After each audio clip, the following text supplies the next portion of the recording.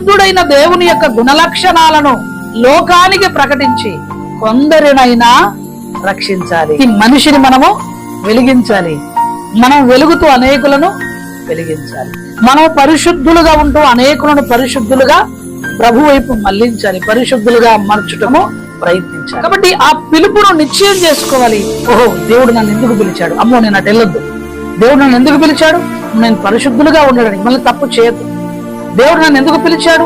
పవిత్రంగా ఉండాలి. అమ్మో, నేను నోటి నుంచి కూడా తప్పులు మాట్లాడద్దు, నోటి నుంచి అబద్ధాలు చెప్పదు, నోటి నుంచి చెడ్డ మాటలు మాట్లాడదు. ఎందుకంటే నేను ఒకప్పుడు చీకటిలో ఉన్నప్పుడు, పాపములో ఉన్నప్పుడు, శాపములో ఉన్నప్పుడు, నిర్జీవ క్రియలతో కూడుకున్న ఆరాధన భక్తి జీవి చేస్తూ ఉన్నప్పుడు ఆయన నన్ను దర్శించి పరిశుద్ధమైన పిలుపుతో నన్ను పిలిచి ఆయన రాజ్యంలో చేర్చుకొని, ఆయన వంశంలో చేర్చుకొని ఇచ్చాడు.